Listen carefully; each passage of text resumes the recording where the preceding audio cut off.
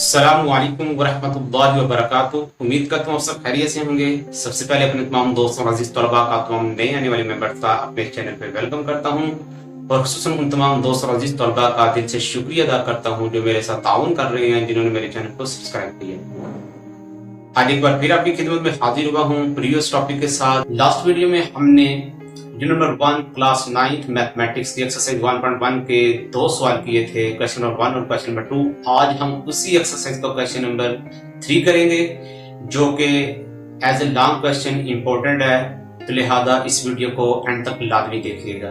तो आइए हम शुरू करते हैं। क्वेश्चन नंबर 3 क्या है हमारे पास? क्वेश्चन नंबर 3 है इसका,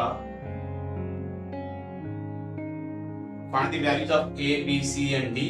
हमने 4 वैल्यू फाइंड करनी है इस मैट्रिक्स से।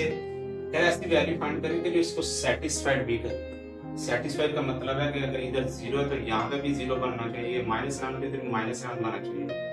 तो हम इक्वल मैट्रिक्स की जो कंडीशन है उसको मद्देनजर रखते हुए फिर पहले को इक्वल रखते हैं, इसी तरह दूसरे को तीसरे को चौथे को इक्वल। तो पहले हम कर लेते हैं वो वैल्यू, वो इक्वेशन यूज करते हैं जहां से आसानी से हमें वैल्यू मिल रही है। जैसा कि यहाँ से c की वैल्यू फाइंड कर सकते हैं, यहाँ से d। तो c-1 इज इक्वल टू 3 और 4d - 6 is equal to 2d।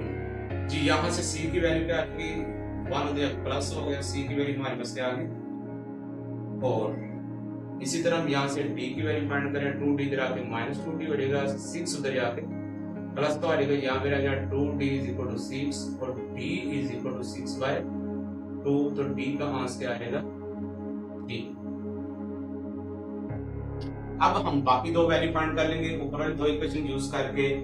तो पहले हम लिखेंगे a + c = 0।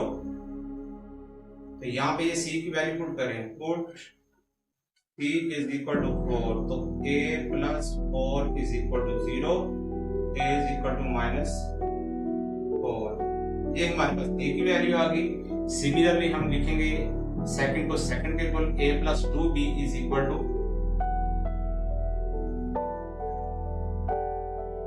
-7। यहाँ पे हम a की वैल्यू पुट करेंगे, put a = -4।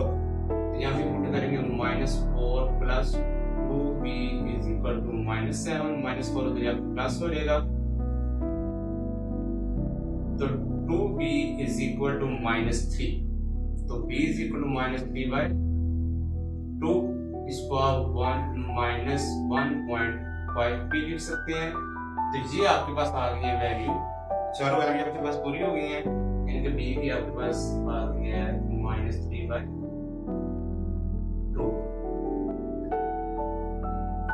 A B C D ये चारों वैल्यू आपके पास आ गई। अगर आपको हमने चेक करना है कि वाकई ही ये सेटिस्फाई करती हैं यानी आंसर ठीक है या नहीं, तो चेक करने का क्या तरीका है? पहले हम यहाँ पे अगर दोनों वैल्यू जो फाइंड की है इसमें पुट करें। A की जगह हमने क्या पुट करना? -4, C की जगह +4। -4 + 4 क्या आ जाएगा? 0। मतलब कि A और C की वैल्यू बिल्कुल ठीक है। अब B और D की अगर चेक करनी है, B की जगह B की वैल्यू पुट करें। कैसे करेंगे? A + 2b, a की जगह आ गया -4 + 2, b की जगह आ गया -3/2।